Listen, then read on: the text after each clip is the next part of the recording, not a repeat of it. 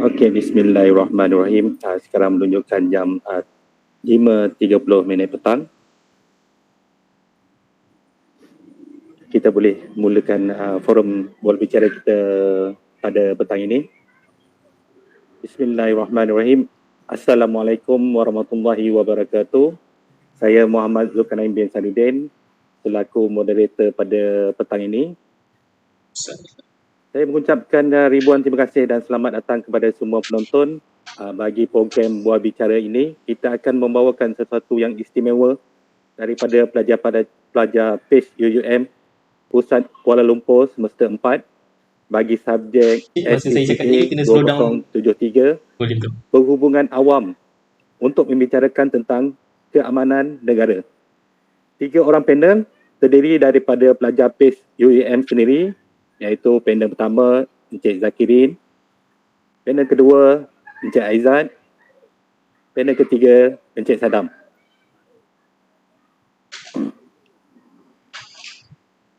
Jika penonton ingin mengajukan soalan, boleh memberikan di ruang komen dan akan dijawab oleh panel-panel di akhir bual bicara. Apakah bentuk-bentuk ancaman? Bagaimanakah keamanan negara diancam?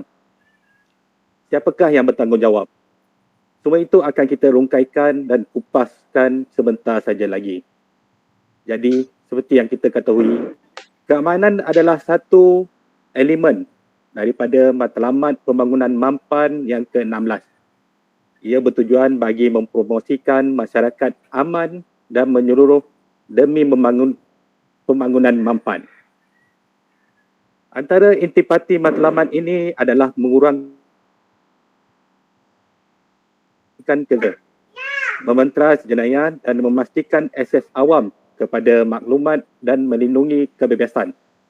Justru kita akan merujuk kepada panel pertama, saudara Encik Zakirin. Encik Zakirin, apakah keamanan ini menjadi isu yang besar sehingga dimasukkan sebagai salah satu matlamat pembangunan mampan negara? Minta Encik Zakirin untuk mengupas isu ini. Okey, baik.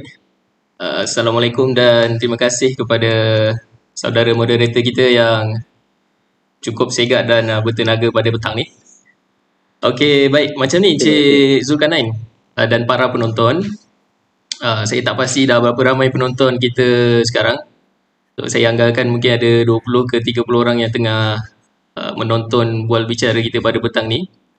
Jadi bagi menjawab soalan daripada moderator Encik Zulkarnain, kita ni dah merdeka dah lebih 60 tahun. Satu tempoh yang sangat panjang. Kita dah tempuh pelbagai jenis dan bermacam tahap ancaman keselamatan. Bukan sahaja sejak merdeka, malah sejak sebelum merdeka pun lagi. Kita boleh mengambil contoh daripada ancaman pengganas yang kononnya memperjuangkan agama tetapi hakikatnya sesat.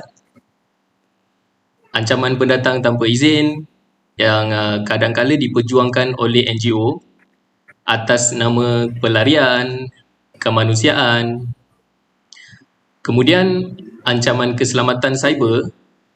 Hari ini kita tengok setiap hari terpampang di berita ada simpanan bank mencecah jutaan ringgit hilang.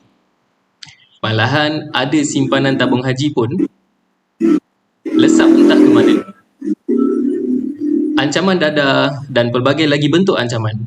Malah jika kita perhatikan kestabilan politik di negara kita yang merudum sejak beberapa tahun kebelakangan ni pun menyumbang kepada suasana tidak aman negara kita. Isu-isu nasional ni menyebabkan usaha menjaga keselamatan negara tercabar. Keamanan kita akan semakin goyah kalau kita tak jaga hal-hal yang boleh mengancam keamanan ni. Jadi jawapan saya, isu keamanan ni adalah sesuatu yang besar dan memang patut ia dimasukkan sebagai elemen matlamat pembangunan negara.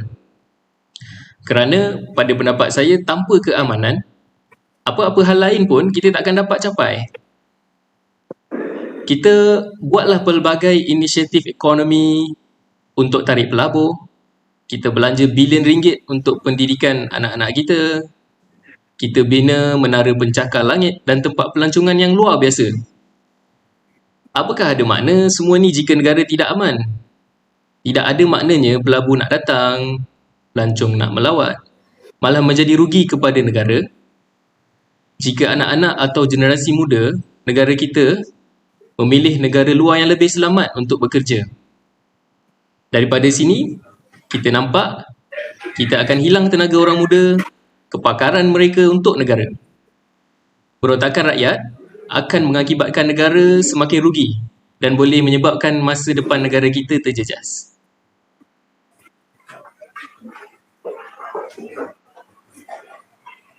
Okey. Baik Encik Zakirin. Terima kasih di atas penerangan yang cukup padat. Tetapi timbul satu persoalan. Bagaimana situasi isu keamanan ini di negara kita maupun secara global? Kalau boleh Encik Zakirin mohon kongsikan. Okey, baik. Ancaman keselamatan negara sekarang ni bukan lagi konvensional macam suatu ketika dahulu. Bukan lagi terletak kepada ancaman ketenteraan ataupun keselamatan sepadan semata-mata. Ianya lebih daripada itu. Selalu kita kaitkan pemikiran kita dengan kepolisan dan ketenteraan. Tapi skop hari ini lebih luas. Pada hari ini, dimensi ini dah jauh berubah. Menjadi tanggungjawab semua pihak untuk memenuhi permintaan rakyat dalam mendapatkan kesejahteraan dan keselesaan. Apa-apa faktor atau elemen yang menyebabkan kacau ganggu kepada kestabilan dan kesejahteraan ini adalah merupakan elemen yang boleh menyebabkan keamanan itu terjejas. Saya ambil satu contoh, iaitu keselamatan makanan ataupun kita selalu panggil food security. Betapa dalam kehidupan seharian, makanan-makanan asasi kepada rakyat seperti nasi ataupun ayam. Ayam ni menjadi satu perkara yang jika rakyat sukar mendapatkannya ataupun bekalannya tak cukup ataupun harganya sangat mahal dan tinggi, akan menyebabkan kehidupan rakyat terjejas. Dan mereka dengan emosi yang mungkin kita tak boleh kawal, bangun untuk menyuarakan hasrat dan boleh menyebabkan perhimpunan rakyat berlaku dalam bentuk demonstrasi dan sebagainya. Ini sudah mengganggu kesejahteraan dan kestabilan yang aman tadi. Justru, apa-apa faktor yang menyebabkan kita berpecah ataupun kerapuhan antara kita adalah ancaman kepada keselamatan negara. Jadi mengambil kira situasi bekalan ayam dan telur ayam dalam negara kita pun sudah kita nampak bagaimana rakyat tertekan dan telah menyebabkan kacau ganggu dalam keamanan negara. Tetapi pada masa sama, isu keselamatan itu tidak terletak hanya kepada kerajaan saja untuk jaga keselamatan negara. Sebagai contoh, Encik Zulkarnain, isu bencana alam. Kita selalu tunggu ketibaan pihak penyelamat semacam bomba dan sebagainya. Sedangkan sementara kita menunggu tu, banyak perkara yang boleh kita lakukan. Aset atau kenderaan boleh kita selamatkan. Tetapi jika tidak ada kesedaran dan kita tak buat apa-apa, maka hasilnya kenderaan kita rosak, perabot kita rosak. Tetapi jika ada tindakan bersama, kerugian ni kita boleh elakkan. Jadi, falsafah keselamatan negara tanggungjawab bersama mesti kita dukung, mesti kita ketengahkan dan mesti kita sambut baik. Dan rakyat mesti mula mainkan peranan dengan bantuan agensi-agensi kerajaan. Okey, Encik Zul. Okey Encik Zakirin, baik, cukup jelas dan nampaknya cabaran atau isu ini memang patut diketengahkan sebab rakyat kadang-kala gusar, risau dan tidak tentram, malah tidur pun tak lena memikirkan keselamatan mereka, terutama bila berlaku hal-hal seperti yang disebutkan. Okey, kita teruskan buat bicara dengan panel yang seterusnya, Encik Aizat. Jadi soalan yang kita akan utarakan adalah definisi ancaman keganasan cyber dan tahap keseriusan ancaman tersebut di seluruh dunia termasuk di negara ini. Mohon Cik Aizat kongsikan. Okey, moderator. Assalamualaikum Tuan Moderator, Cik Zulkarnain dan panel yang lain berkenaan soalan itu. Buat masa ini tiada ada satu definisi ancaman keganasan cyber yang standard dan diterima pakai oleh semua. Encik Zul, selalunya keganasan cyber dikaitkan apabila media teknologi dan komunikasi maklumat digunakan sebagai perantara dalam sebuah jenayah cyber dan juga jenayah bukan cyber. Ancaman cyber adalah satu ancaman yang mana? Kesan sebenar ancaman banyak bergantung kepada nilai maklumat dan prasarana maklumat yang dijadikan sasaran dan kesan sampingan yang timbul darinya. Apa yang pasti ialah kesan keganasan cyber ini boleh merebak secara global dalam masa yang amat singkat dan tidak bersifat setempat atau bersepadan seperti keganasan fizikal. Pada pandangan saya, Encik Zul, adalah lebih baik kita gunakan istilah ancaman cyber dan ancaman keganasan cyber kerana ancaman cyber walaupun tidak semestinya ganas mampu membawa implikasi yang buruk secara global dalam masa yang amat singkat. Tahap keseriusan ancaman ini berbeza-beza bagi setiap negara dan secara amnya amat bergantung kepada tahap penggunaan teknologi komunikasi dan maklumat ICT. Negara maju seperti Amerika Syarikat mempunyai asas untuk merasa bimbang akan kesan ancaman cyber terhadap kedaulatan dan ekonomi mereka kerana bergantung kepada teknologi berkenaan secara meluas. Bagi Malaysia, kita tidak berada jauh di belakang negara maju. Malah semakin mendekati mereka dengan kesungguhan negara melangkah ke arah era informasi. Dari segi ancaman pula, negara kita juga terdedah kepada ancaman cyber yang sama dengan yang sedang dihadapi oleh negara-negara maju. Oleh itu, kita perlu berusaha dan bersedia di tahap yang boleh diterima pakai oleh masyarakat antarabangsa. Okey, Encik Zulkarnain. Okey, Cik Aizat. Bolehkah Encik memberi gambaran serius jika berlaku ancaman keganasan cyber dibandingkan dengan ancaman keganasan atau warfare konvensional? Bagaimanakah kesannya kepada kedaulatan sesebuah negara dan aktiviti ekonomi atau perniagaan? Okey, baiklah Encik Zulkarnain, untuk persoalan ini, salah satu kesan pergantungan kepada ICT ialah rangkaian. Maksud rangkaian di sini ialah sistem-sistem ICT secara berangkai dan mempunyai keupayaan menghubung di antara satu sama lain melalui ruang cyber sepanjang masa. Encik Zulkarnain, kebanyakan dari sistem-sistem ICT maklumat dan komunikasi peralatan juga terdedah kepada risiko ancaman cyber. Melalui cara ini, termasuklah sistem-sistem yang sedang dibina oleh aplikasi perdana seperti e-kerajaan, e-peroleh, e-kesihatan dan sebagainya. Sistem perbankan juga menghadapi ancaman yang sama. Begitu juga sistem perdagangan seperti bursa saham dan sebagainya. Sekiranya ancaman cyber tidak ditangani secara sistematik dan bersepadu, maka kesannya akan menjadi ketara terutamanya yang melibat keyakinan pengguna dan pelabur antarabangsa. Ancaman boleh didalangi pihak dalaman seperti pekerja syarikat itu sendiri dan juga boleh didalang oleh dari luar dengan mengeksploitasikan kelemahan pelaksanaan teknologi serta kecuaian manusia dalam mengurus sistem maklumat yang ada. Ancaman juga boleh dilaksanakan oleh orang persendirian secara berkumpulan, kongsi gelap, pertubuhan haram dan negara yang lain mempunyai agendanya yang tersendiri. Ancaman yang boleh datang dari pelbagai bala ini, dari yang sekecil-kecilnya seperti kecuaian pekerja sendiri sehinggalah kepada sebesar-besarnya seperti serangan ke atas prasarana maklumat negara. Okey, Cik Zulkarnain, itu saja daripada saya. Okey, Cik Aizat. Seterusnya soalan ini saya tujukan kepada panel kita yang ketiga. Dalam negara kita, bolehkah kami tahu agensi-agensi yang terlibat dalam mengurus dan tujuan agensi-agensi ini ditubuhkan bagi mengendalikan ancaman keselamatan cyber ini? Ini Cik Sadam.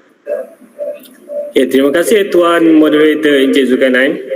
Bagi menjawab persoalan yang Encik Zulkarnain itu, ramai rakyat Malaysia tidak tahu adanya Agensi Keselamatan Cyber Negara NASA yang telah ditubuhkan pada tahun 2017.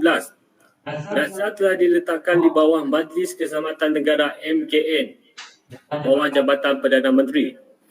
NASA menjadi agensi tunggal dalam mengkoordinasikan semua agensi yang menguruskan ancaman keselamatan cyber dengan meletakkan semua pakar keselamatan cyber di bawah satu agensi induk.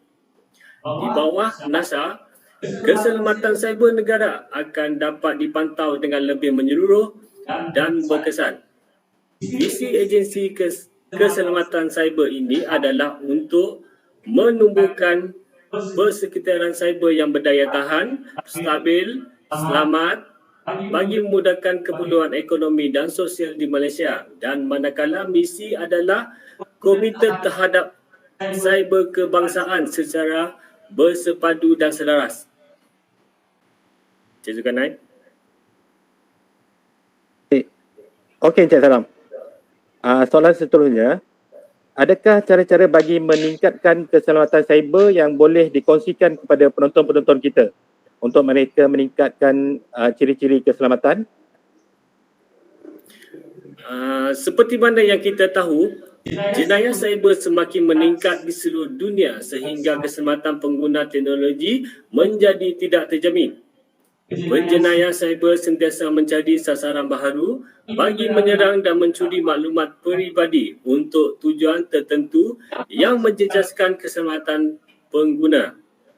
Bagi melindungi diri anda daripada menjadi mangsa jenayah ini, beberapa langkah yang boleh kita guna pakai untuk meningkatkan keselamatan cyber apabila anda melayari laman sesawang atau rangkaian lain. Antaranya adalah yang pertama, gunakan kata laluan. Penggunaan kata laluan adalah sangat penting bagi melindungi data peribadi anda ketika melayari laman web tertentu. Anda digalakkan untuk menggunakan kata laluan kukuh yang mengandungi huruf, nombor dan simbol agar memastikan maklumat sulit atau peribadi terpelihara dengan capaian pengguna yang tidak sah. Selain itu, anda juga digalakkan untuk menukar kata laluan secara berkala, iaitu sekurang-kurangnya 6 bulan sekali, dan elakkan penggunaan kata laluan yang sama agar akaun kewangan, rekod kredit dan aset lain tidak mudah dicerobohi oleh sesiapa. Yang kedua, kemaskini perisian keselamatan. Perisian keselamatan adalah satu program yang dirancang untuk melindungi maklumat dalam sistem komputer, rangkaian atau sebarang peranti mudah alih. Ia mengawal akses pihak ketiga, memberi perlindungan data, melindungi sistem dari virus atau gangguan jaringan internet, serta mempertahankan risiko keselamatan sistem lain. Oleh itu, lindungilah perisian komputer atau telefon pintar dengan mengemaskinikan perisian keselamatan seperti antivirus atau anti-spyware terkini. Elakkan daripada menggunakan perisian keselamatan yang telah tamat tempoh kerana ia tidak melindungi data anda. Yang ketiga, fikir sebelum klik pautan yang dihantar oleh orang yang tidak dikenali. Pengguna internet tanpa sepadan kini semakin hari semakin berleluasa hingga memudahkan perkongsian maklumat dilakukan pada bila-bila masa. Jari jemari ini lebih cepat bertindak dengan klik sesuatu rangkaian dengan mudah tanpa melihat konteks penuhnya. Bagi mengelakkan diri daripada melakukan perkongsian yang menyinggung perasaan orang atau memberi kesan negatif pada orang lain, pastikan jangan sesekali klik pada pautan yang berunsur negatif. Yang keempat, waspada jenayah cyber. Jenayah cyber boleh dilakukan oleh sesiapa sahaja untuk mengancam pengguna. Penipuan judi cyber, pengintipan, skim cepat kaya, penyebaran virus, pornografi, kecurian maklumat, menyalin perisian secara tidak sah dan sebagainya adalah antara jenis cyber yang dilakukan oleh individu yang tidak bertanggungjawab.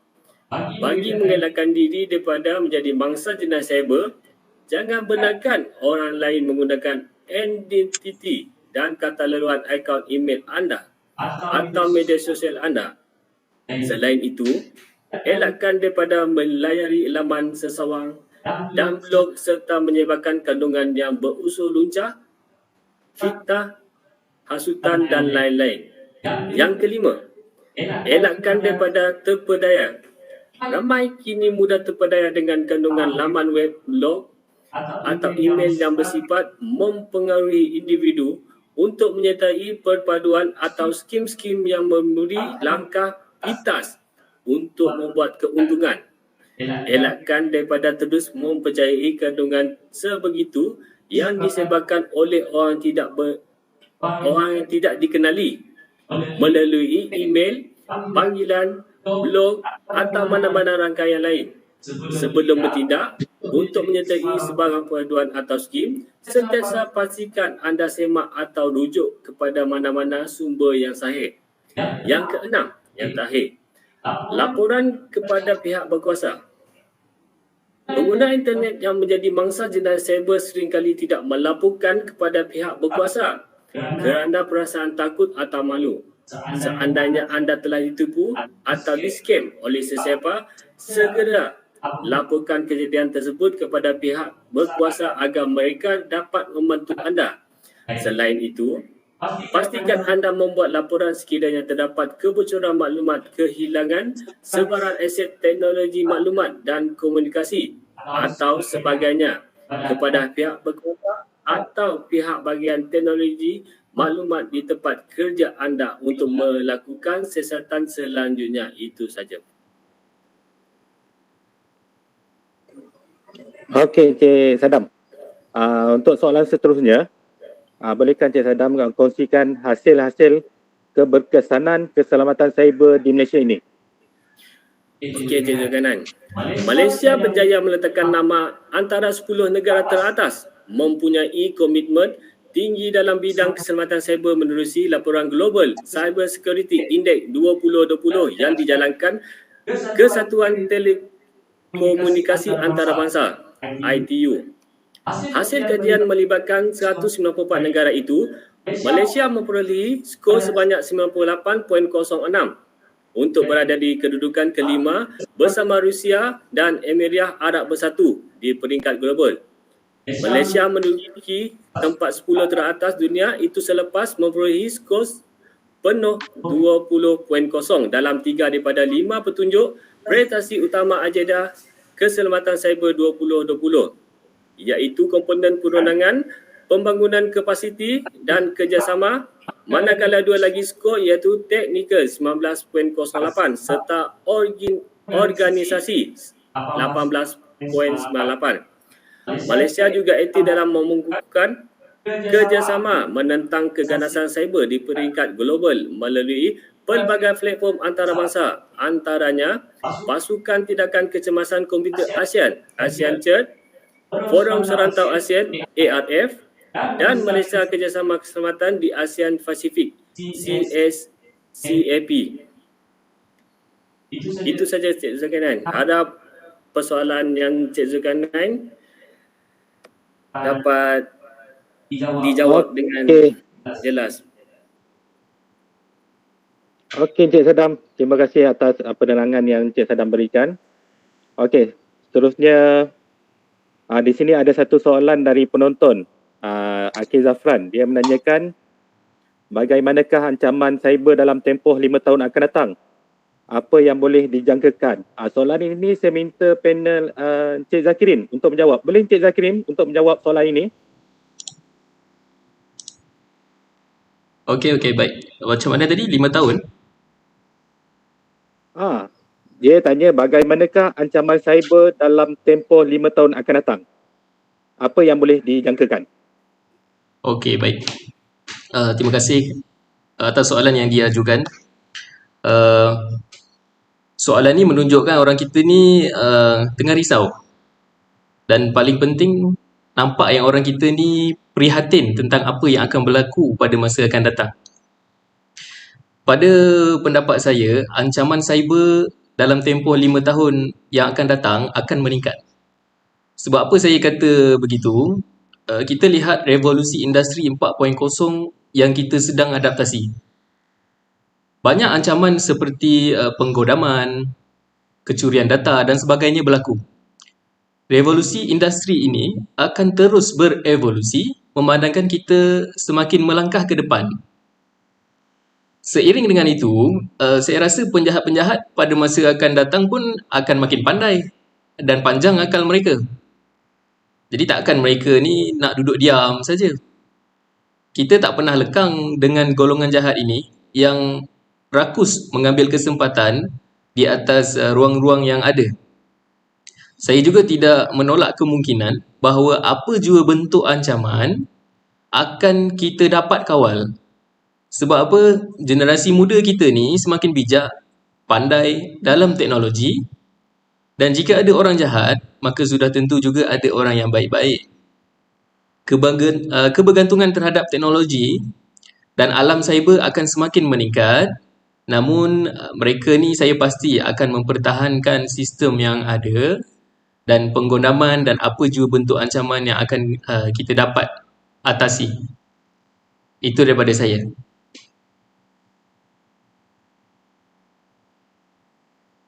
Okey, Encik Zakirin, terima kasih atas jawapan itu.